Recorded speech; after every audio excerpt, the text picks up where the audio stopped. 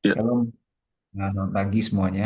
Ya, sorry minggu lalu pagi-pagi. saya eh, kelewatan ya. Oke, kita lanjut ya. Roma 9 ayat 19 sampai eh, 33. Oke, nanti kalau ada yang mau tanya, karena ini memang topik yang em, di kalangan Kristen ini sangat eh, seru ya perdebatannya. Jadi silakan kalau ada yang mau tanya nggak jelas boleh. Ya, kita langsung aja mulai pertanyaan pertama apa maksudnya Roma 9 ayat 20 sampai 21. Silakan, ada yang mau coba jawab? Saya Pak, Silakan. iya saya sih mau jawab kita kita sebagai ciptaannya ya, sebagai ciptaan Tuhan ya. Saya sih rasanya mau jawab nggak bisa bantai ya Pak ya. Tapi kok hati saya terusik ya. Apakah saya sebagai ciptaannya sepertinya ya udahlah pasrah aja sama nasib gitu ya. Tuhan mau bentuk saya jadi apa gitu. Pasrah aja gitu. Itu sih Pak.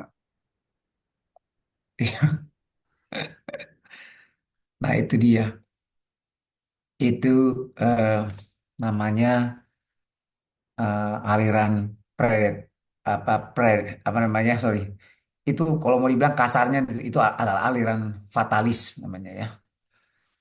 Fatalis artinya ya udahlah, gue memang udah di program, gue udah dibentuk kayak begitu, ya kan? Ya namanya cuma tanah liat mau ngomong apa ya nasib, ya terima aja di nasibnya ya.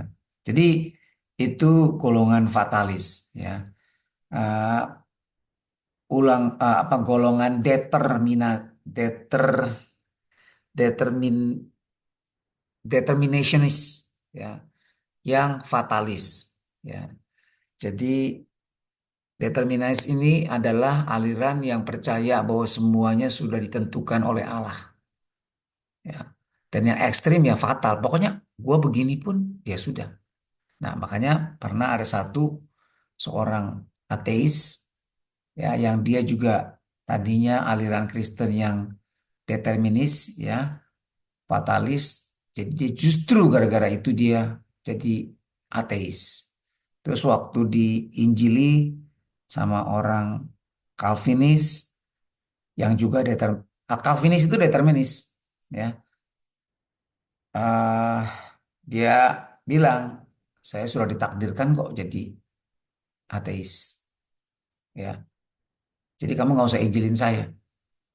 Kalau memang Tuhan jadikan saya umat pilihan, pasti saya akan selamat. Kamu nggak usah repot-repot injilin saya, ya. Jadi dibalik-balikin tuh sampai si yang Calvinis ini nih nggak bisa jawab, ya.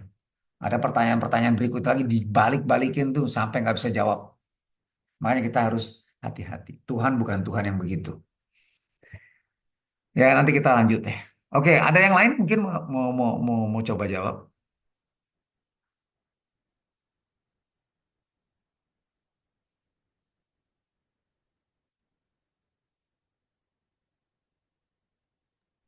Memang kalau kita baca sekilas ya, cuman baca begini aja, ini akan membuat kita berpikiran seperti Pak Yosef begitu.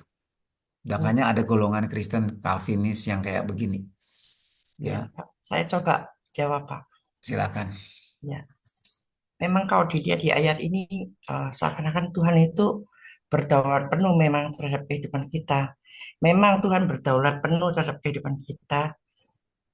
Tapi kalau saya nggak tahu pernah baca ayat dan pernah dikasih pengajaran yang begini, bahwa kita manusia itu punya kehendak bebas untuk memilih. Gitu.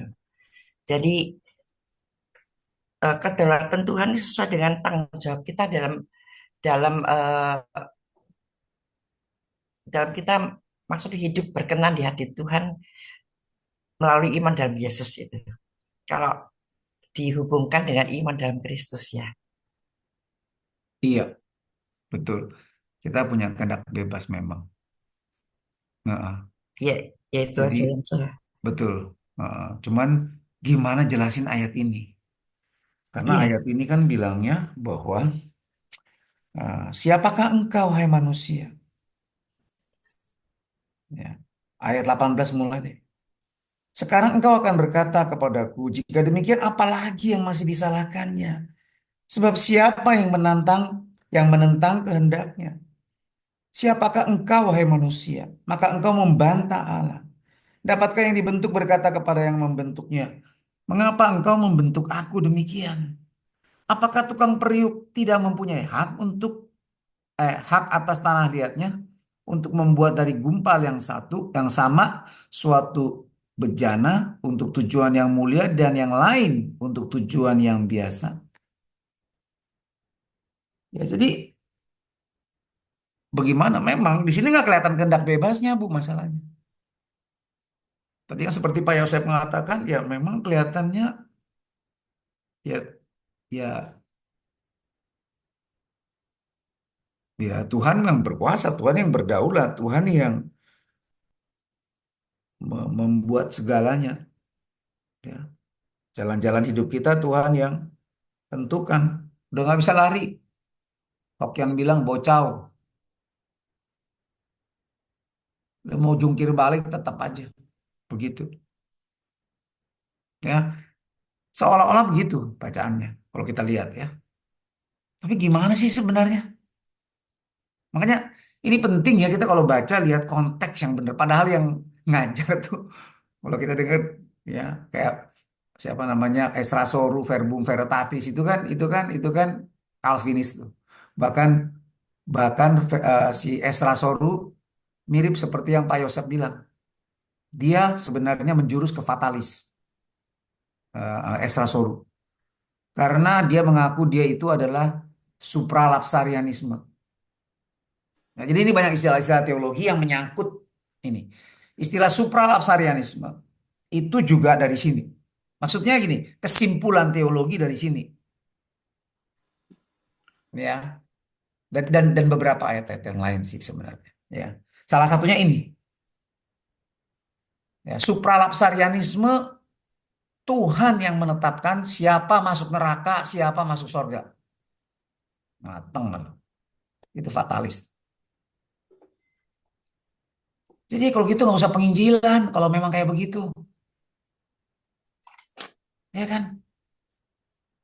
Nah, makanya kita belajar Alkitab ya kita harus belajar yang benar. Sehingga kita bisa membedakan. Enggak semua orang benar semua, bagus semua ajarannya, 100% sempurna. Enggak. Ya. John MacArthur juga yang mendirikan Master University Sekolah Teologi di Amerika tuh. Dia juga Calvin, ya kan? Five Point Calvinis juga sama. Dia bukan supralapsarianisme, dia infralapsarianisme. Ya. Jadi dia percaya Tuhan menetapkan siapa yang masuk surga, tapi Tuhan nggak menetapkan siapa masuk neraka. Nah, itu lebih soft. Ya. Oke, nah sekarang gimana nih? Ada yang bisa bantu nggak ayat ini? Karena ini memang ayat yang cukup kunci ya, ya bertentangan antara aliran yang percaya free will sama aliran yang determinism, determination apa ya? Coba determinis lah, determinis. Coba saya cek dulu kata-katanya. Oke, ada yang mau bantu jawab? Ya, Pak David, saya Ya. coba. Pak David, ini sebetulnya ditujukan kepada bangsa Israel ya, Pak David. Mm-mm. Perkataan ini ya. Karena kalau saya baca ayat-ayat kan dari awal itu bahwa bangsa Israel yang sudah dipilih, tapi akhirnya bangsa yang bukan Yahudi yang jadi pilihan Allah untuk tujuan yang mulia itu ya. Mm. Ya, sebetulnya bangsa Israel, tapi karena tadi juga ada ayat yang berbicara tentang dia mengejar dengan usaha kebenaran lewat apa hidup menurut hukum Taurat. Nah, orang-orang yang di luar Yahudi bagaimana dia menjalani hukum Taurat, tapi lewat iman dia percaya pada Kristus. Jadi mungkin dari ayat ini bagaimana Tuhan punya hak gitu atas segala ciptaannya. Ya, mungkin belas kasihan Tuhan juga ya, hak Tuhan untuk eh, memilih orang yang bukan Yahudi gitu, tapi dia percaya gitu akan karya penebusan Kristus. Menurut saya mungkin apakah seperti itu, Pak David? Iya, justru sebenarnya kalau kita baca dari Roma 9 ayat 1, kok seolah-olah kok Tuhan, maksudnya gini loh. eh, Kalau kita baca ya Roma 9, Roma 10, Roma 11, itu aja dulu deh. Kita akan jelas gitu loh. Ya sebenarnya. Tetapi jelasnya jelas agak bingung sih sebenarnya dengan ayat ini tetap. Karena berbenturan. Karena kalau kita baca nih ya, Roma 9 ayat 11. Roma 9 ayat 11. Roma 11 ayat 20. Ya. Coba, saya buka ini deh ya. Jadi untuk menjawabnya saya buka ini deh. Saya buka, em,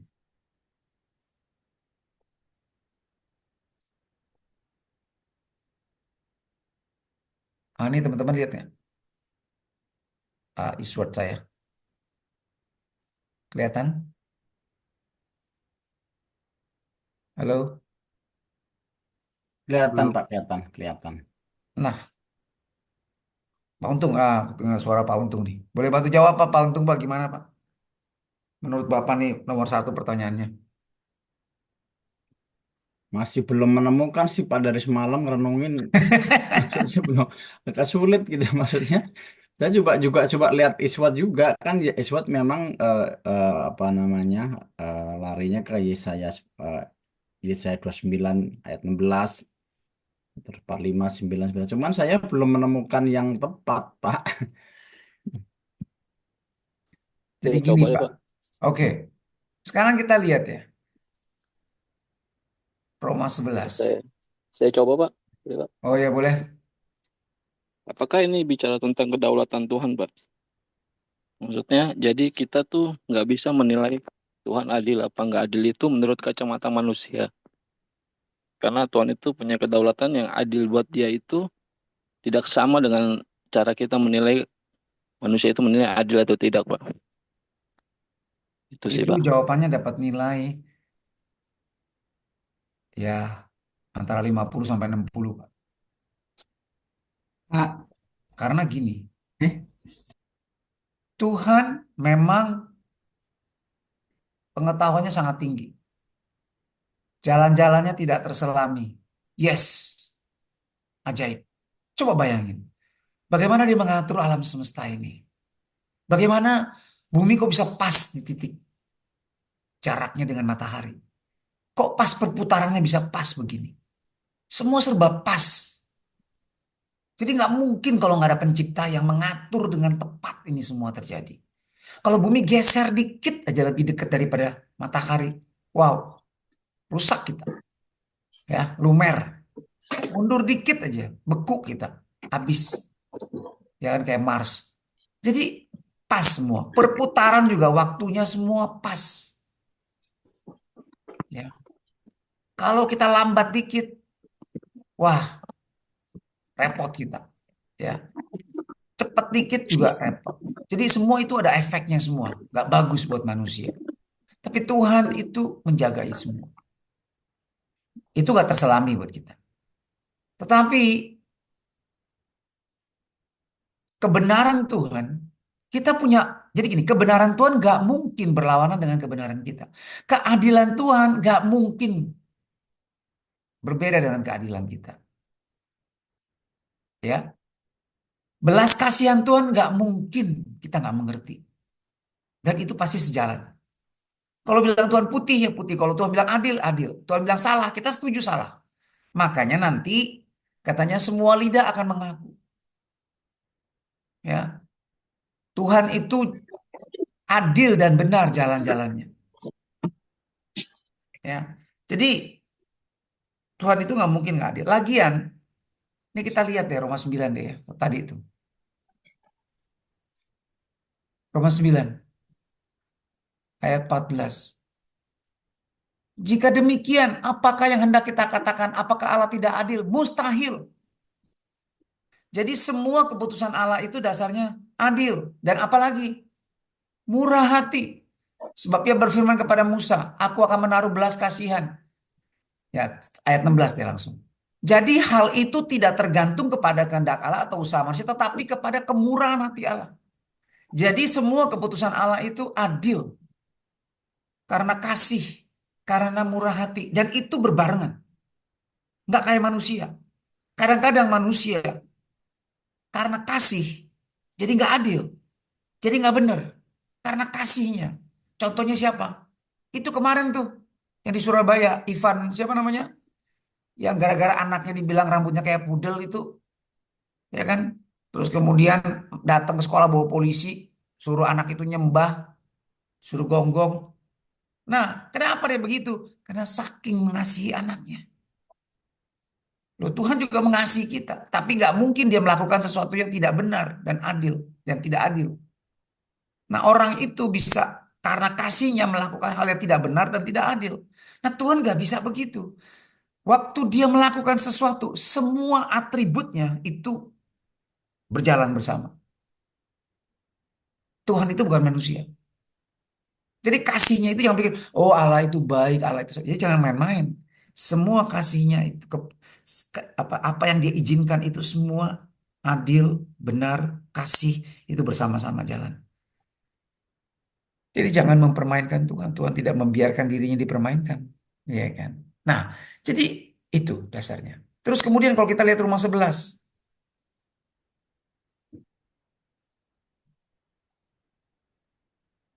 Jadi gini, ayat 20 mulailah. Baiklah mereka dipatahkan karena ketidakpercayaan mereka. Dan kamu tegak tercacak karena iman. Janganlah kamu sombong, tapi takutlah. Jadi lihat, kuncinya di sini adalah mereka dipatahkan, mereka ditolak bukan karena kedaulatan Tuhan, tapi karena ketidakpercayaan mereka. Dan kamu tegak tercacak karena iman. Sekali lagi, Roma 10 juga. Kita lihat. Atau Roma 9 yang terakhir deh buntut deh. Nih, lihat nih. Jika demikian, apakah yang hendak kita katakan? Ini, bahwa bangsa-bangsa lain yang tidak mengejar kebenaran telah beroleh kebenaran, yaitu kebenaran karena iman. Jadi bangsa-bangsa lain, ya, dia tidak mengejar kebenaran seperti orang Israel mengejar kebenaran. Kok bisa beroleh kebenaran? Karena mereka beriman. Tetapi bangsa Israel sungguh pun mengejar hukum yang mendatangkan kebenaran tidak sampai kepada hukum itu. Kenapa tidak? Karena ini penyebabnya. Israel mengejarnya bukan karena iman, tapi karena perbuatan. Mereka tersandung pada batu sandung. Oke? Jadi itu. Mereka nggak selamat karena mengandalkan kebenarannya sendiri.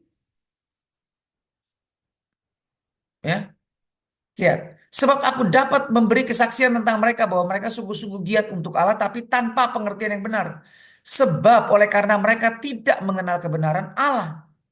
Dan karena mereka berusaha untuk mendirikan kebenaran mereka sendiri, maka mereka tidak takluk kepada kebenaran. Ya. Jadi kalau kita lihat ayat-ayat ini, kok berlawanan sama ayat yang tadi? Roma 9 ayat 20, 21, 22, ya kan? Lo kalau mau-maunya Tuhan ya sudahlah. Tapi mau-maunya Tuhan itu adil dan benar dan penuh kasih, kemurahan, ya kan? Jadi ya sudahlah. Toh adil dan benar ini, ya udah ikut aja deh. Mau jadi apa ya nasib lah lu. Mau jadi tempolong ya. Kita sama-sama sama lihat. Ya lu kebetulan aja jadi Gucci, bagus, keren, dipajang. Ya gua kebagian jadi tempolong. Ya udahlah nasib, terima nasib. Bukan begitu. Ya udahlah gue memang jadi pembunuh, penjinah, perampok. Udah nasib, suratan takdir. Itu fatalis namanya. Ya.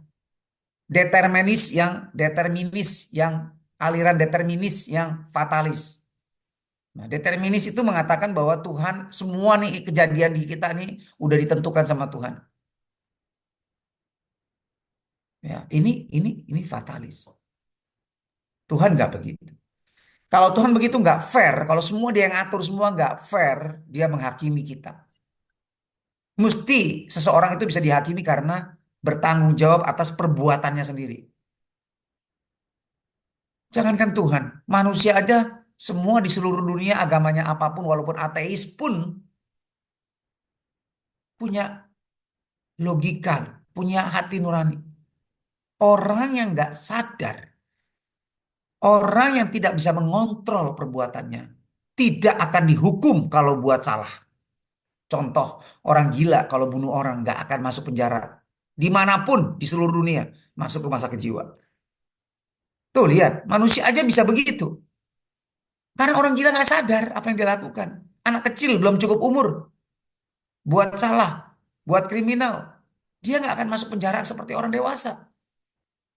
Penjara anak-anak. Di Indonesia aja yang hebat nggak masuk penjara. Anak-anak cuma di iniin aja. Kembali ke orang tuanya. Kayak anaknya Ahmad Dhani itu tabrak orang. Nyetir nggak pakai SIM.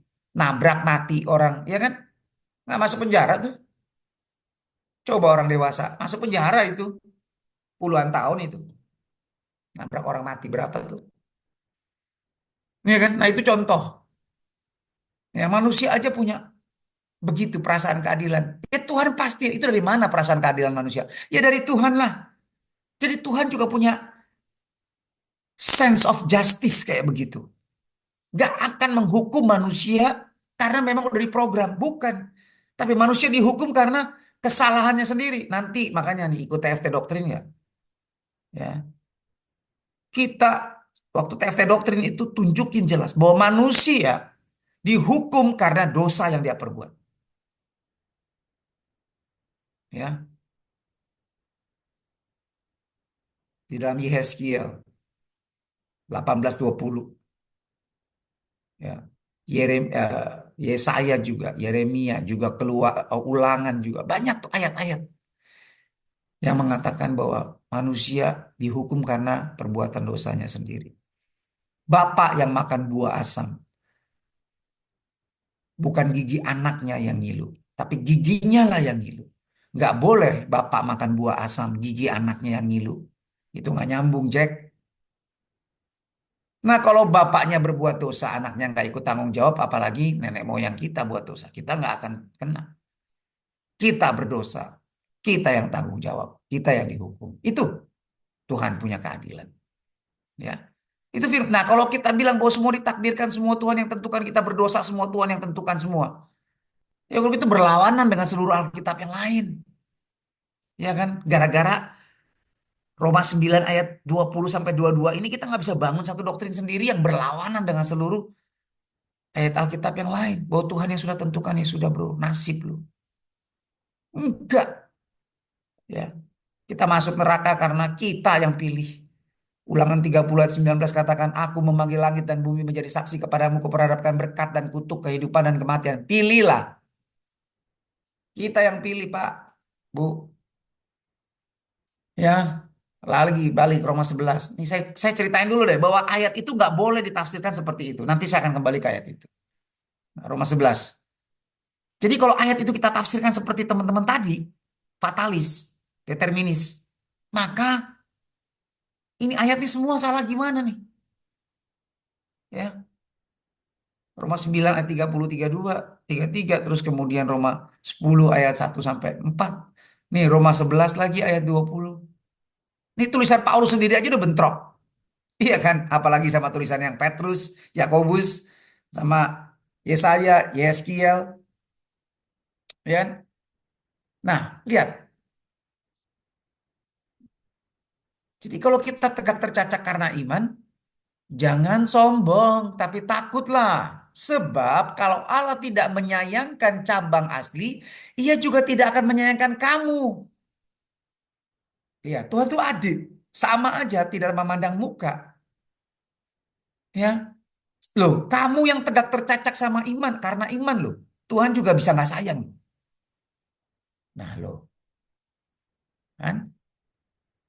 Berbeda nih, berlawanan sama Roma 9 ayat 22 tadi. Sebab itu perhatikanlah kemurahan Allah dan kekerasannya juga, yaitu kekerasan atas orang-orang yang telah jatuh. Tetapi atas kamu kemurahannya, yaitu jika kamu tetap dalam kemurahannya. Jika tidak, kamu pun akan dipotong. Kamu yang sudah dibenarkan, kamu yang sudah tercacat karena iman. Kamu pun akan dipotong kalau kamu nggak terus di dalam kemurahannya. Tetapi mereka yang sudah ya dilepas ya oleh Tuhan karena ketidakpercayaan mereka, mereka nggak benar, mereka tetap dalam dosa mereka. Tapi mereka juga bisa dicangkokkan kembali jika mereka tidak tetap dalam ketidakpercayaan mereka. Sebab Allah berkuasa loh mencangkokkan mereka kembali. Jadi lihat, ini tergantung siapa? Tergantung kita, bukan Tuhan yang pilih kita masuk neraka. Ya kan? Kita yang buat pilihan selamat apa enggak. Ya. Jadi Tuhan bisa loh. Yang dicangkokkan dicopot lagi, yang udah dicopot dicangkokin lagi. Ya kan? Nah, loh, bukan Tuhan pelin-pelan. Artinya keputusannya, penetapannya bukan dia absolut. Tergantung kita. Makanya ada ayat apa? Ini Wahyu 3 ayat 5. Barang siapa menang, menang itu urusan siapa? Kita. Ia akan dikenakan pakaian putih yang demikian. Aku tidak akan menghapus namanya dari kitab kehidupan. Loh, bukan tidak tercatat ya. Ini dihapus tuh. Udah ditulis kan, tapi dihapus. Karena apa? Karena kita. Karena apa? Dihapus. Karena kalah. Karena nggak menang. Menang atas apa? Menang atas dunia.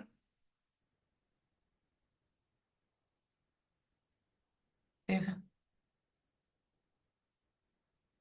Jadi, padahal nama kita udah dicatat sejak dunia dijadikan loh. Bayangin. Betul nggak? Ya. Jadi kita nggak bisa petantang-petantang. Lihat nih. Dan semua orang yang diam di atas bumi akan menyembahnya. Siapa yang menyembah antikris? Yaitu setiap orang yang namanya tidak tertulis dalam sejak dunia dijadikan dalam kitab kehidupan. Jadi nama Bapak Ibu saya sudah tercatat dalam kitab kehidupan sejak dunia dijadikan. Tapi jangan main-main. Bisa dihapus, bro. Nah, itu bukan Tuhan punya penetapan artinya mutlak. Ya, bisa dicabut lagi loh. Ini menunjukkan bahwa kedaulatan Tuhan bukan seperti yang tadi kita pikir waktu kita baca ayat itu. Karena Paulus sedang mengutip perjanjian lama. Nah, ini pentingnya waktu kita menafsir Alkitab, benar-benar perhatikan konteks. Paulus tuh nggak ujuk-ujuk ngarang sendiri. Paulus ini orang intelek. Sama kalau kita bikin tesis, skripsi, bahkan disertasi doktor pun. Itu bukan ide kita 100%. Kita belajar dari orang lain. Makanya ada kutipan. Makanya berapa? Coba tanya Pak Wiwit nih kalau mau bikin tesis. Ya, di STT Labs. Udah ditentukan belum? Minimal harus berapa buku referensinya? Coba. Udah dikasih tahu belum Pak Wiwit? Ya. Dulu zaman saya bikin tesis itu sedikit, paling sedikit minimal. Ya, antara 50 sampai 75 buku referensi. Ya. Habis itu harus dibuktikan dengan survei. Ya. 300 waktu itu saya bikin 300 sampel untuk membuktikan bahwa teori yang kita buat ini benar applicable. Ya, tapi eksegesis dulu dasarnya. Ya, jadi Ya, walaupun dasarnya Alkitab, nggak bisa pakai Alkitab doang. Harus ada 50 sampai 75 buku referensi juga yang mendukung. Bayangin loh. Nah, jadi kita nih nggak boleh baca satu ayat, comot, udah begitu aja. Akibatnya bisa salah seperti aliran Calvinis determinis ini. Ya, kembali ya ke yang tadi. Roma 9. Perhatikan.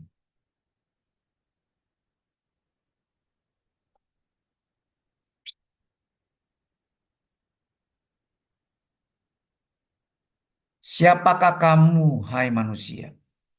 Maka kamu membantah Allah. Ini belajar ya, teman-teman ya. Lain kali kalau baca apa kalau pakai Eastword kayak begini caranya. Dapatkah yang dibentuk berkata kepada yang membentuknya, mengapakah engkau membentuk aku demikian?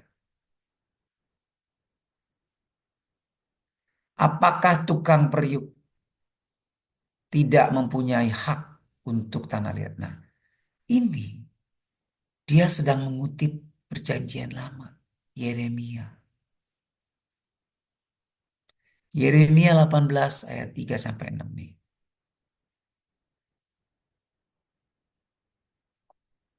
Ya.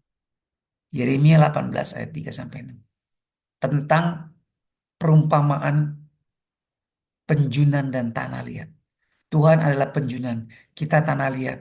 Bukan artinya ya sudahlah terima nasib. Lu mau dibikin tempolong kayak, bikin guci kayak, bikin mangkok kayak, gelas kayak, itu terima nasib deh. Bukan, bukan begitu. Artinya, kalau kita cuma comot ayat ini, lihat ayat ini, ya begitu sepertinya. Tapi kita harus lihat, harus ngerti bahwa Paulus ini bukan ngarang sendiri tanpa ada dasar. Dia mengutip perjanjian lama, dia mengutip kitab suci. Coba kita lihat sekarang Yeremia 18 ayat 36 ya. Nih, kita klik di sini. Klik. Lihat. Kita baca nih cerita. The potter and the clay. Penjunan dan tanah liat. Ya. Tuhan adalah penjunan, kita tanah liat. Nah, ceritanya begini. Firman yang datang dari Tuhan kepada Yeremia bunyinya, "Pergilah dengan segera ke rumah tukang periuk. Di sana aku akan mendengarkan di sana aku akan memperdengarkan perkataan-perkataanku kepadamu. Lalu pergilah aku, Yeremia, ke rumah tukang periuk. Dan kebetulan ia sedang bekerja dengan pelarikan. Apabila," perhatikan ayat 3 sampai 6. "Apabila bejana yang sedang dibuatnya dari tanah liat di tangannya itu rusak." Tanah liatnya rusak. Kita nih tanah liat rusak. Waktu Tuhan lagi kerjain, rusak. Israel berontak. Padahal Israel dipilih loh. Nggak, sekarang ngomong make sense-nya deh. Israel kan dipilih. Oke lah, ya kan Esau nggak. Israel kan dipilih. Tapi kenapa Israel nggak selamat sebagian besar? Karena tidak. Karena salah mereka. Karena mereka tidak menerima kebenaran Allah. Mereka membangun kebenarannya sendiri kan. Tadi dikatakan dalam Roma 9:30-31. Jadi jangan baca cuma Roma 9 ayat 18 sampai 22 itu. Baca terus sampai ke bawah. Ya. Jadi kalau rusak apa? Langsung dibuang gitu ya? Tidak. Maka tukang periuk itu mengerjakannya kembali menjadi bejana lain menurut apa yang baik pada pandangannya. Jadi penjunan itu nggak menyerah. Oh, udahlah gue bikinlah jadi tempolong yang jelek deh. Enggak, dia mau jual. Dia mau buat yang terbaik. Tapi kalau tanah liatnya rusak, kualitasnya jelek, dia gak menyerah. Dia terus bikin lagi yang lain yang baik. Karena itu Israel, coba baca. Ya, inilah. Ini nih ya gambaran. Coba kita baca terus ya. Kemudian datanglah firman Tuhan kepadaku bunyinya.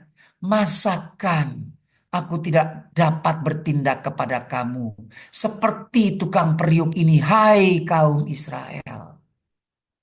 Demikianlah firman Tuhan, sungguh seperti tanah liat di tangan tukang periuk, demikianlah kamu di tangan aku, hai kaum Israel. Ya. Lihat, ada kalanya aku berkata tentang suatu bangsa dan tentang suatu kerajaan bahwa aku akan mencabut, merobohkan, membinasakan. Kenapa? Karena mereka mendosa, rusak mereka. Tapi apabila bangsa yang terhadap siapa aku berkata demikian bertobat dari kejahatannya, maka menyesallah aku bahwa aku hendak menjatuhkan malapetaka yang aku rancangkan itu terhadap mereka. Sebaliknya, ada kalanya aku berkata tentang satu bangsa dan tentang suatu kerajaan bahwa aku akan membangun dan menanam mereka seperti Israel. Tapi apabila mereka melakukan apa yang jahat di depan mataku dan tidak mendengarkan suaraku, maka menyesalah aku, maka aku hendak mendatangkan bahwa aku hendak mendatangkan keberuntungan yang kujanjikan kepada mereka. Sebab itu katakanlah kepada orang Yahudi. Nah, jadi Tuhan tuh adil. Buktinya ya, lihat lagi nih. Bukan Tuhan yang menetapkan segalanya. Kita terima nasib. Lihat Tuhan Yesus, Matius 8. Sorry, Matius 23 ayat 38. Ayat 37. Lament over Jerusalem. Ya, Tuhan meratapi Yerusalem. Yerusalem, Yerusalem. Engkau yang membunuh nabi-nabi dan melempari dengan batu orang-orang yang diutus kepadamu.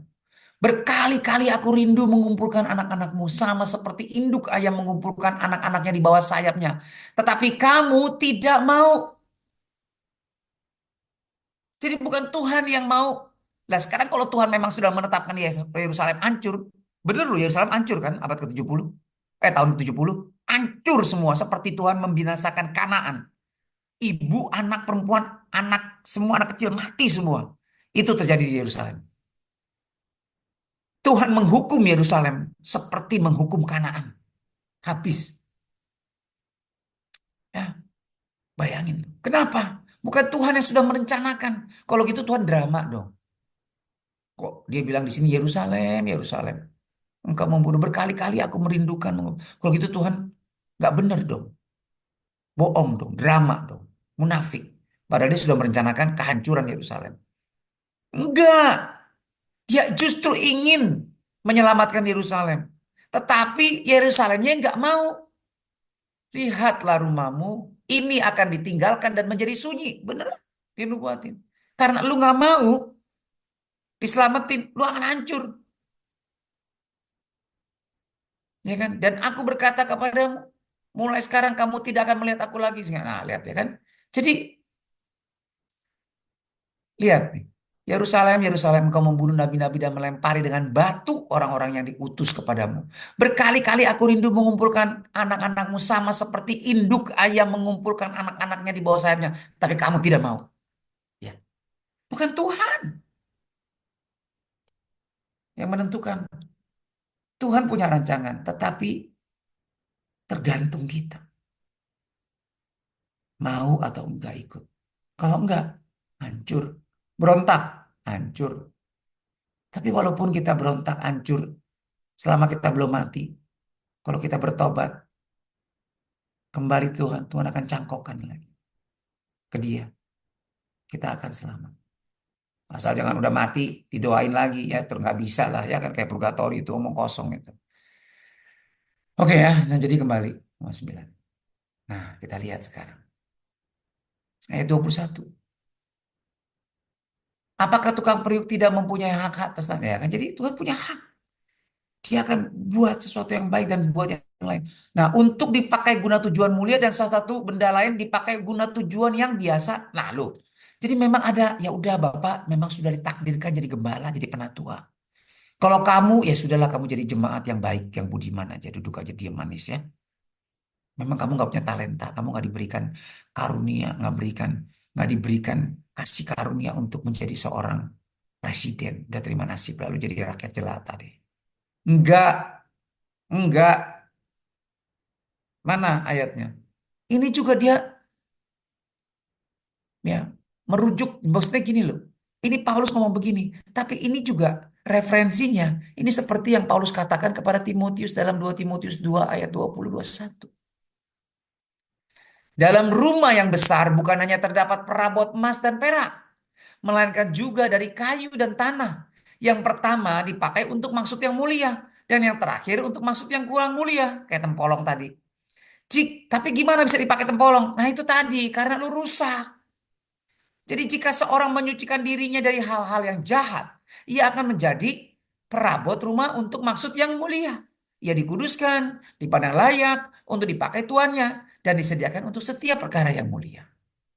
Sebab itu jauhilah nafsu orang muda. Kejar. Nah itu tadi. Ngerti ya? Jadi tergantung kita juga.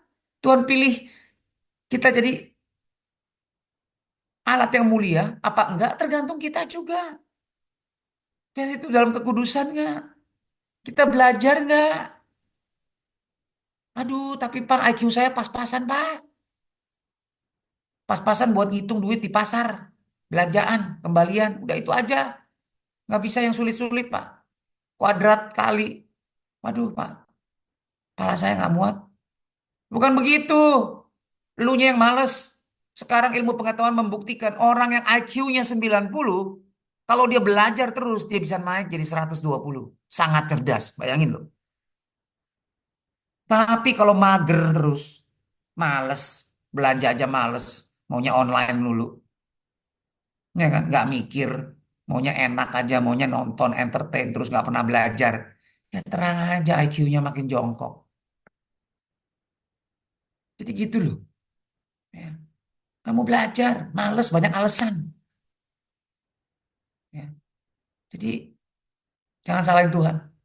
Kita yang males, kita yang nggak bener. Tuhan tuh punya rencana yang baik buat kita semua. Ya, kita yang nggak bener. Jadi jawabannya nih. Ya. Roma 9 ayat 20-21. Paulus memberikan penjelasan bahwa kita tidak dapat membantah Tuhan. Ya. Kita tidak bisa berargumen menentang melawan Allah karena menganggap Allah salah. Maksudnya gitu. Jadi kita nggak bisa protes. Tuhan lu salah. Lu nggak boleh begini, ini nggak adil. Sok pintar namanya. Itulah yang dilakukan Ayub. Itulah dosa Ayub. Merasa lebih benar dari Tuhan. Makanya Tuhan kasih pencobaan ke Ayub. Ya, walaupun Ayub baik, tapi dia salah. Dia suka menganggap dirinya lebih benar dari Tuhan. Ya, itu ketahuan pada kapan? Kalau semua baik-baik nggak kelihatan dia begitu. Tetapi pada saat dia jatuh dalam dosa kelihatan aslinya. Sorry, waktu dalam pencobaan.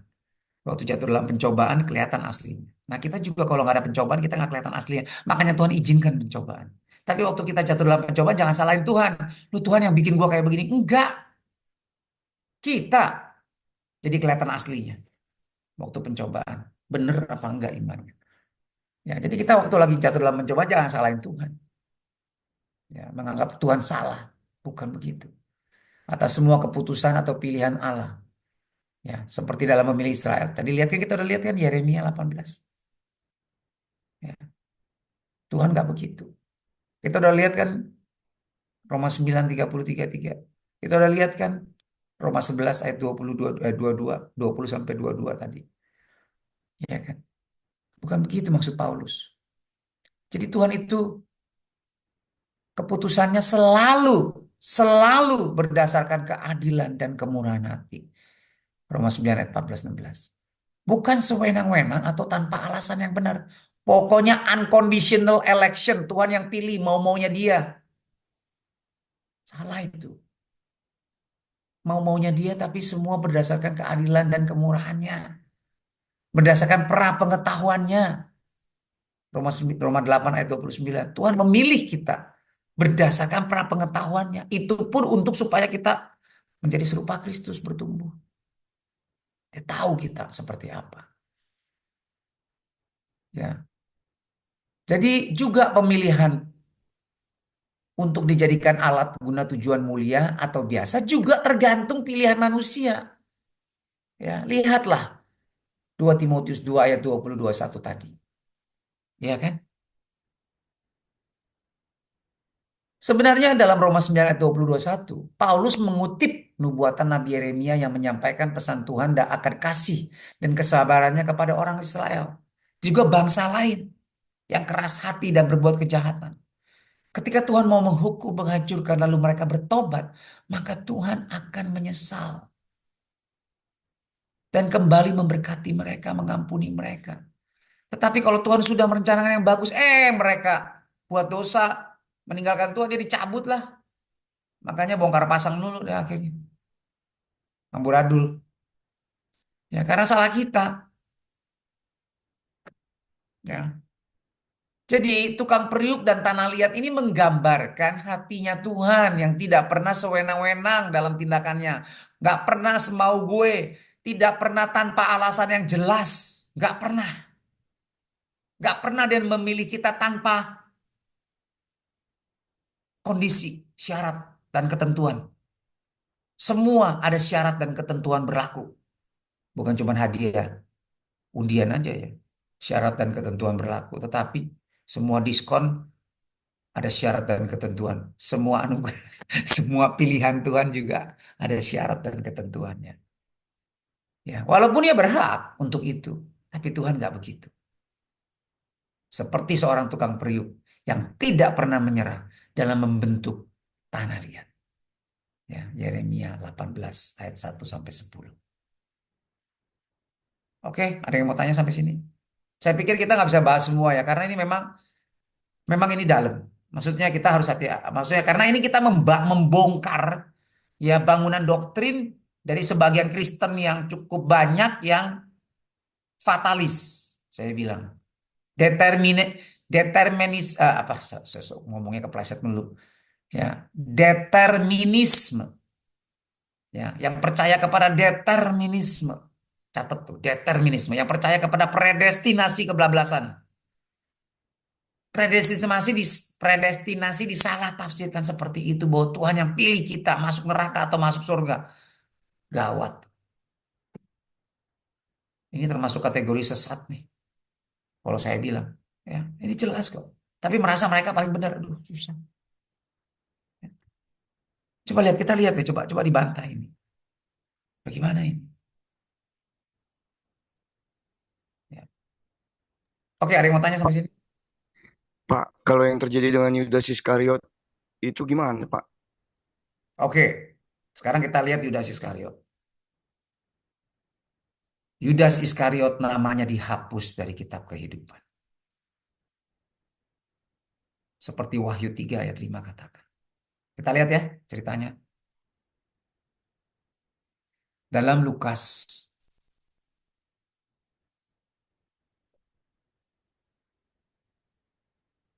em, eh sebentar. Lukas berapa ya? Ya, Lukas 10. Ya. Ini ceritanya 70 murid diutus nih. 72 murid diutus nih. Ya, untuk kok 70 itu sih nih? Dari mana nih? 70 murid kok ya. Nah, 70 murid ini pergi untuk diutus Tuhan untuk pergi melayani, memberitakan Injil, mengusir setan, menyembuhkan orang sakit di dalam nama Yesus. 70 murid. Dan sebelum ini 12 rasul dikirim dulu, termasuk Yudas. Di Matius 10, baca deh. Ya, mereka pulang juga penuh berhasil. Wah, sukacita. Lalu kemudian sekali lagi yang 12 ini bersama dengan yang lain, total 70. Ya, para rasul dan para murid totalnya 70 juga diutus pergi. Dan sukses pula pulang. Dan mereka senang sekali. Karena setan-setan juga takut. Tuhan. Jadi lihat, murid itu kembali dengan gembira. Dan berkata, Tuhan, Tuhan, juga setan-setan takluk kepada kami dan demi namamu. Ya kan? Tuhan Yesus berkata, aku melihat bintang jatuh seperti kilat dari langit. Sesungguhnya aku telah memberikan kuasa kepada kamu untuk menginjak ular dan kalajengking dan kuasa untuk menahan kekuatan musuh. Sehingga tidak ada yang membahayakan kamu. Terhadap siapa juga? Yudas termasuk. 70 murid itu termasuk Yudas. Ya kan? Namun demikian, jangan bersukacita karena roh-roh itu takluk kepadamu, tetapi bersukacitalah karena namamu ada terdaftar. Lebih tepat telah terdaftar dalam kitab kehidupan. Nih, grammarnya Indonesia nggak ada grammar yang ini sih ya, past tense sih ya. Coba lihat nih. But do not rejoice in that the spirit are subjected to you, but rejoice rather than your names were past tense written in the heaven. Ya, sama. That your name was written in the heaven. Ini yang literal translation. Ini literal standard version. King James bilang apa? Because your name are written, sama aja. Sudah dicatat. Coba lihat bahasa Yunaninya. Ya pastilah, ya udah dicatat dalam kitab kehidupan. Nah, lihat.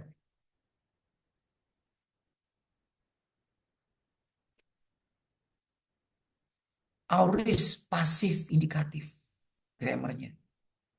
Ya. Sudah ditulis. Grave. Grave. Grave itu ditulis. Ya. Auris itu past tense. Pasif. Bukan dia yang melakukan sendiri. Bukan dia sendiri yang mencatat, mendaftar sendiri. Bukan kita yang mendaftar nama kita di dalam kitab kehidupan. Daftar ya Pak, tolong ditulis. Bukan. Tapi Tuhan yang menulis. Nama kita dicatat. Pasif. Indikatif itu benar-benar. Sudah terjadi. Ya. Nah, jadi namanya, siapa namanya? Yudas itu sudah dicatat. Makanya Tuhan berusaha. Ya, beritakan Injil terus mau berusaha menyelamatkan Yudas. Dan Yudas juga ya terus ngikut sampai terakhir kan, berkhianat. Akhirnya dia mati bunuh diri. Nah, jatuh ke tempat yang layak bagi dia, binasa. Namanya dihapus, Pak, dari kitab kehidupan. Seperti yang Wahyu 3 ayat 5 katakan. Ya, lihat nih. Lihat nih. Namun demikian janganlah bersukacita karena roh-roh itu tak lebat, tapi bersukacita karena namamu sudah tercatat dalam kitab kehidupan. Lihat ya. Bapak Ibu masih lihat nggak saya punya Eastword nih? Teman-teman masih lihat nggak? Masih, Pak. Masih, oke. Nah, lihat ya. Lihat sekarang TSK Cross Reference. Ini ayatnya larinya kemana? Wahyu 3 ayat 5. Enak loh. Kita ini punya kasih karunia, Pak. Kita nggak usah belajar kayak profesor di zaman dulu yang baca buku, usah abrek-abrek. Perpustakaannya gede. Ya. Belajar aja deh dari Eastword. Aduh, enak banget. Tinggal kita, oh iya bener ya, tafsiran gua nggak salah. Nih, lihat nih Wahyu 3 ayat 5. Tuh, tinggal klik. Barang siapa menang, ia akan dikenakan pakaian putih yang demikian. Aku tidak akan menghapus namanya dari kitab kehidupan. Jadi kalau nggak menang, ya dihapus lah, Pak. Jadi namanya Yudasnya dihapus, Pak. Nah ini saya dari segi biblika ya, nafsirnya. Dari ayat-ayat, dari ayat ke ayat, dari konteks, dari gramatika. Nah ini hermeneutik, ini eksegesis. Oke, ada lagi? Gimana Pak, jelas Pak? Jelas, Pak. Oke. Ada lagi? Jadi nanti minggu depan kita sambung deh ya pertanyaan kedua. Kayaknya nggak keburu waktu kita. Ada lagi yang mau tanya? Jumlah sudah semakin menyusut, tinggal 38. Pak, Kita saya mau akhiri tanya aja. Pak David. Sorry Ya, Pak ya. David, saya mau tanya sebentar. Hmm. Kalau tentang gumpalan yang sama, apakah seperti Esau dan Yakub, Pak? Hmm. Oke, Pak. Nah, Esau dan Yakub, emang Esau nggak selamat, Pak? Ayatnya mana Esau nggak selamat? Esau itu berdamai lagi loh sama Yakub, ya kan? Nah, jadi Esau juga diberkati Yakub. Tetapi yang dimaksud dengan kita harus mengerti, kan saya udah jelasin. Tuhan mengasihi Yakub dan membenci Esau. Nah, kata membenci itu adalah loveless. Sama seperti Tuhan Yesus. Jadi bukan benci-benci, bukan, tetapi kurang mengasihi. Kenapa? Karena Yakub lebih nurut. Ya kan? Saya percaya itu loh. Karena Tuhan tahu, foreknowledge, punya pengetahuan tentang Yakub. Karena itu dia pilih Yakub. Dalam hal bukan keselamatan, tapi sebagai bangsa yang akan melahirkan Mesias. Itu bangsa pilihan. Gitu loh, Pak. Tapi bukan berarti semua bangsa pilihan ini orang Israel semua, selamat semua. Enggak. Dalam sejarah, bahkan di Yerusalem pun yang Tuhan nangis-nangis sih. Tuhan sedih banget lihat Yerusalem. Kota suci loh. Kotanya Tuhan loh. Tempat bait suci loh. Shekinah glory itu di dunia ini cuma ada satu di sana di bait suci Tuhan. Tuhan berdiam secara kemuliaannya turun benar-benar. Jadi siapa yang masuk ke bait suci tanpa kekudusan mati dia. Makanya waktu Yesus mati tirai yang tebalnya 10 cm itu robek dari atas ke bawah itu terbuka sekarang buat semua orang. Ya. Jadi kita lihat bahwa bukan Tuhan yang menentukan ya Esau masuk neraka, enggak. Tuhan pilih aku buat generasi apa bangsa pilihan untuk melahirkan Mesias. Ya. Dipilih untuk menjadi yang sulung bangsa Israel di antara bangsa-bangsa lain untuk menjadi terang bagi bangsa-bangsa lain. Itu pilihannya. Tapi bangsa Israel fail karena menolak Kristus. Makanya Martin Luther ya, terus kemudian Bapak Reformasi dulu alirannya itu mereka replacement teologi tentang pandangan gereja. Ya, kita lain dispensasionalisme. Ya. Kita percaya ada dua golongan umat Tuhan, Israel dan kita, Yahudi dan non-Yahudi. Tapi buat mereka, Yahudi gagal, kita adalah umat Allah sekarang. Makanya pada pada pertengahan abad pertengahan, ya, jadi gereja ortodoks tuh, gereja purba, itu juga begitu alirannya, ya, replacement teologi, bahwa bangsa Israel sudah gagal dan digantikan oleh kita. Makanya mereka membunuh orang-orang Israel. Anti-Semitik, anti-Israel. Orang Kristen itu, waktu zaman pertengahan itu. Baru kemudian berubah, ada covenant teologi, ada kemudian sekarang dispensasionalism. Ya, jadi sama kayak Tuhan Yesus. Kalau gitu Tuhan Yesus maksa suruh kita. Barang siapa yang tidak membenci ayahnya, ibunya, saudaranya laki-laki, dia tidak layak bagiku. Ayo, jadi Tuhan suruh kita membenci bapak kita. Enggak, ya. Karena Paulus katakan siapa yang tidak merawat orang keluarga seisi rumahnya, dia lebih murtad dari orang yang nggak percaya Tuhan. Ya kan?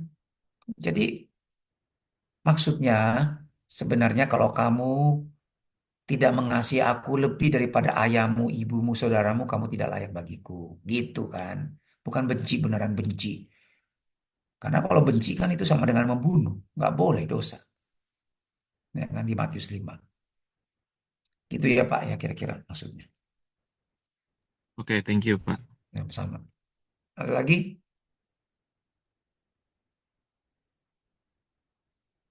Fungling? Mau nanya? Tadi saya kepikir itu sih yang perkataan Yakub itu loh Pak, tentang karena ia tahu jalan hidupku, seandainya ia menguji aku akan timbul seperti emas. Itu sih yang jadi muncul gitu loh Pak. Maksudnya apa tuh? Pertanyaannya Iya, apa dong? enggak, tadi kan Bapak bilang bahwa ya Tuhan itu seperti tukang priok kan tadi awalnya kan kesannya kayaknya kok Tuhan cuma ngatur semau-maunya dia gitu kan ya. Tapi kan ternyata eh, bahwa sebenarnya yaitu Tuhan tuh tahu segalanya.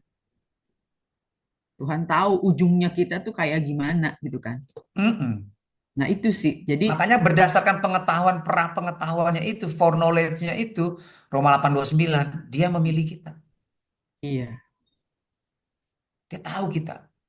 Tetapi jangan petantang-petenteng. Oh tenang gue pasti. Bisa dihapus loh. Walaupun nama kita, Hmm. Tuhan sudah tahu. Karena itu dia catat dalam kitab kehidupan sejak dunia dijadikan. Iya kan? Nama Fung Ling udah dicatat dalam kitab kehidupan sejak dunia dijadikan. Dia tahu Fung Ling akan memilih dia. Tapi jangan petantang-petenteng. Ya pusat. Kalau nggak finishing well, walaupun udah dicatat sejak dunia dijadikan, bisa dihapus. Wahyu 3 ayat 5. Hati-hati ya. Dan Tuhan pernah hapus loh. Hmm. Bukan cuma ngancem-ngancem doang. Ya kan? Baca tuh Wahyu 3 ayat 5. Belajar tuh pakai Eastword. Lihat TSK Cross Reference. Itu lari kemana? Keluaran 32 ayat 32, 33. Itu kejadian Tuhan benar-benar menghapus nama sebagian orang Israel dari kitab kehidupan. Karena mereka berulang-ulang memberontak terhadap Tuhan. Ya, menyembah berhala lah. Hidup dalam hawa nafsu lah. Memberontak sama Tuhan punya perintah. Ya disuruh, ya udahlah. Akhirnya ya udah, selesai. Dihapus dari kitab kehidupan. Ya, akhirnya mati semua di padang gurun kan. Itu yang dihapus dari kitab kehidupan. Kali selamat tetap selamat. Nah, ini saya kemarin ngomong. Makanya kita perlu belajar terus ya. Sebenarnya ini adalah pertanyaan yang salah. Hmm. Salah. Salah bertanya. Sesat di jalan. Ini pandangan pertanyaan orang yang tidak mengerti kekristenan sebenarnya. Jadi lain kali saya akan jawab begitu. Dulu kan saya akan jawab panjang lebar ya. Sekarang begitu saya belajar lagi. Terus belajar. Makanya kita harus terus belajar. Tuhan akan tuntun kita yang semakin ngerti. Iya, ya. Itu yang nanya gitu tuh nggak ngerti. Makanya sekarang nih sama-sama five point Calvinis. Ada yang aliran free grace theology atau hyper Calvin atau dia nggak mau ngaku hyper Calvin tapi itu hyper Calvin itu hyper grace ya kalau saya bilang. Lawan yang model John MacArthur Hmm. ya lawan sama-sama five point Calvinis padahal. Tapi John MacArthur tuh itu yang benernya ya. Ya, John Piper, satu lagi Voddie Baucham, Paul Washer, kayak gitu-gitu ya. Itu five point Calvinis semua. Tapi mereka percaya namanya Lordship Salvation. Jadi kamu nggak akan selamat kalau kamu tidak menjadikan Yesus sebagai penguasa tunggal dalam hidup kamu, sebagai Tuhan atas hidup kamu. Nah, kalau kita bertanya, sekali selamat tetap selamat nggak? Artinya kita nggak ngerti kekristenan. Karena kekristenan itu bukan bicara begini. Oke, yang penting kita percaya dalam hati, sungguh-sungguh mengaku Yesus Tuhan, percaya dalam hati Dia Tuhan kita, ya kan? Allah membangkitkan Dia dari kematian, mengaku dengan mulut kita, maka kita selamat.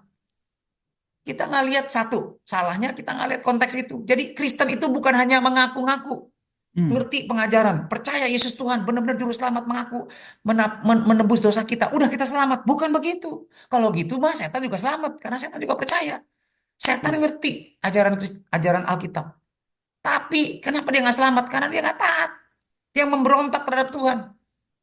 Dia ortodoksi tapi tidak ortopraksi. Ortodoksi itu ajarannya benar, ngerti. Tetapi dia nggak taat, nggak melakukannya. Sama Tuhan Yesus bilang kalau kita tahu kebenaran tapi tidak melakukannya, menghidupinya, tidak mentaatinya, maka kita seperti bangun di atas pasir, hancur. Nah, kekristenan itu ingat, bicara soal hubungan. Tuhan Yesus mati di kayu salib karena begitu dia mengasihi kita. Sehingga saking mengasihinya, dia memberikan anaknya yang tunggal. Supaya barang siapa yang percaya, itu diselamatkan. Tapi percaya bukan cuma ngaku-ngaku doang. Tapi benar-benar karena dia percaya, dia siap bayar harga, dia siap setia sampai mati kepada Kristus. Karena siapa itu orang yang percaya? Yang menerima Tuhan. Yohanes 1 ayat 12. Setiap orang yang menerimanya, menerima pribadi Kristus, Bukan cuma ajaran percaya, doktrin, head knowledge, bukan. Tapi yang menerima Yesus sebagai pribadi dia. Makanya dibilang Yesus dalam Yohanes 15 ayat 4 dan 5. Jikalau kamu di dalam aku. Kalau kamu tidak di dalam aku di dalam kamu gak bisa melakukan apapun juga. Kalau kamu tidak di dalam aku di dalam kamu, maka kamu akan jadi kering. Dipotong, dibuang ke api. Bukan berarti, nah ini menggambarkan hubungan kita itu anak dengan Bapa. Tubuh dengan pala. Mempelai dengan, ya kan, bride dengan groom, sorry. Mempelai wanita dengan mempelai laki-laki. Suami istri. Ini menggambarkan hubungan. Kekristenan itu bicara hubungan. Jadi kalau kita menerima Yesus, kita menerima kasihnya Tuhan dalam hidup kita dan kita mengasihi dia. Nah, tadinya kita putus hubungan sama Tuhan. Dosa itu memutuskan hubungan kita dengan Tuhan. Kita jadi musuhnya Tuhan karena dosa. Tapi kemudian oleh darah Yesus kita disatukan lagi. Kita menjadi akrab. Nah pertanyaannya, kalau kita ngaku sudah selamat, kita akrab nggak sama Tuhan? Kalau kita ngaku sudah selamat tapi nggak akrab sama Tuhan, itu cuma omon-omon doang. Gak heran nanti pas mati Tuhan bilang, aku tidak kenal kamu. Aku nggak akrab sama kamu. Lihat kan, selalu jawaban Tuhan tuh sama. Aku nggak ginosko sama kamu. Aku nggak akrab. Itu perkataan suami istri loh. Suami itu ginosko sama istri. Itu persetubuhan loh. Itu akrab banget. Hubungan yang sangat akrab. Seperti bersetubuh. Seperti bersatu gitu loh. Akrab banget. Nah sekarang kita akrab nggak sama Tuhan? Kalau kita akrab sama Tuhan, kita rindu nggak belajar firman Tuhan? Kita tergila-gila nggak sama firman Tuhan? Kita taati nggak firman Tuhan? Kita kalau jatuh dalam dosa menyesal nggak? Kita merasakan nggak kehadiran Tuhan dalam hidup kita? Kalau enggak, ya lu belum selamat bro, sis. Lu cuma ngaku-ngaku doang, tapi nggak punya hubungan sama Tuhan. Itu namanya ATM, antokong moyung. Moyung. Karena pada akhirnya Tuhan bilang, aku tidak kenal kamu. Loh, Tuhan, aku kan sudah begini-begini, aku kan aktif di gereja, aku gini. Pergi sono, ke tempat yang gelap. Silakan, shock. Iya kan?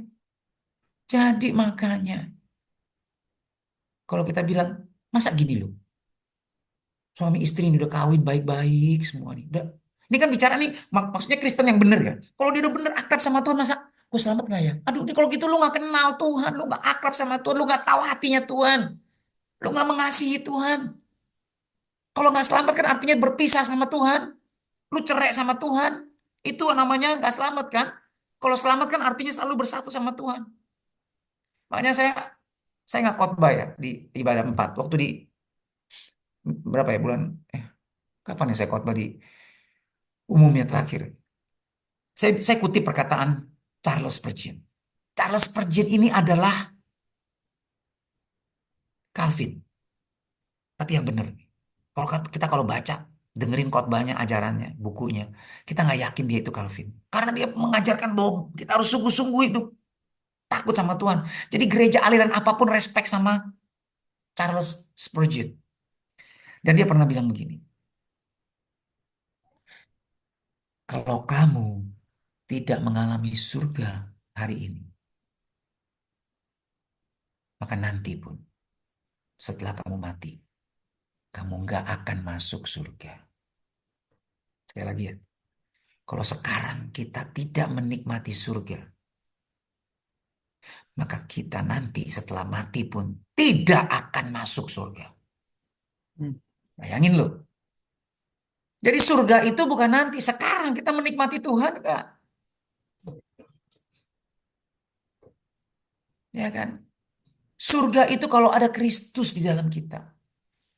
Hal kerajaan surga bukan soal makanan dan minum, tapi soal apa? Kebenaran, damai sejahtera dan sukacita oleh Roh Kudus. Itu ada damai, ada sukacita di tengah badai kehidupan, di tengah masalah, tapi kita lihat ada Tuhan bersama kita dan kita menikmati Dia, menikmati penghiburan, kekuatan, jalan keluar. kemenangan dalam Kristus pasti menang.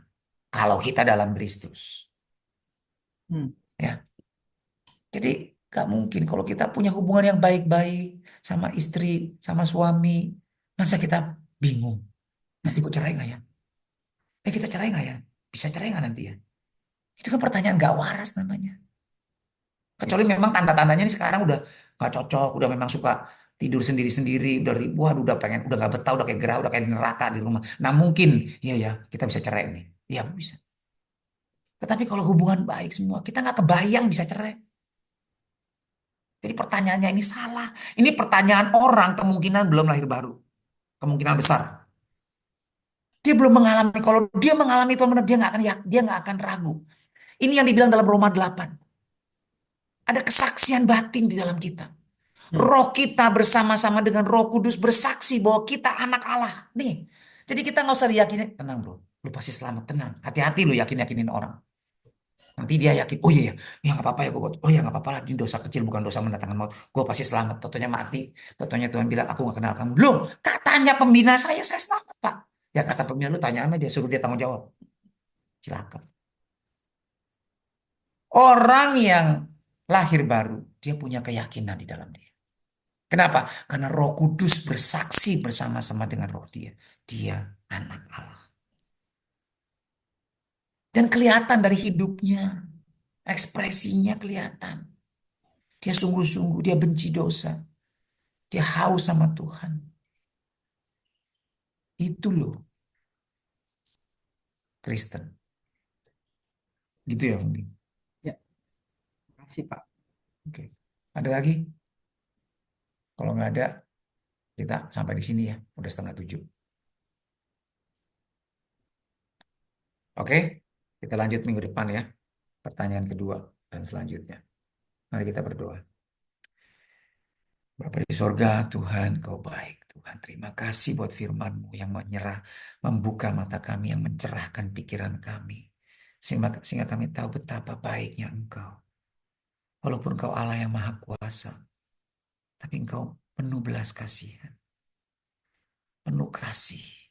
Tapi juga Engkau Tuhan yang adil. Karena Engkau berfirman, jikalau aku berkata kepada seseorang, engkau pasti mati.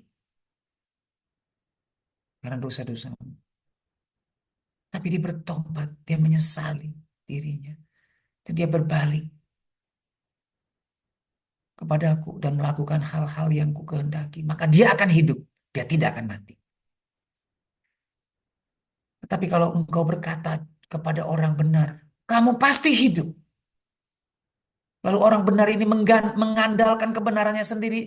Lalu dia berbuat dosa. Maka segala kebenarannya tidak akan diperhitungkan. Dia akan mati dalam dosanya.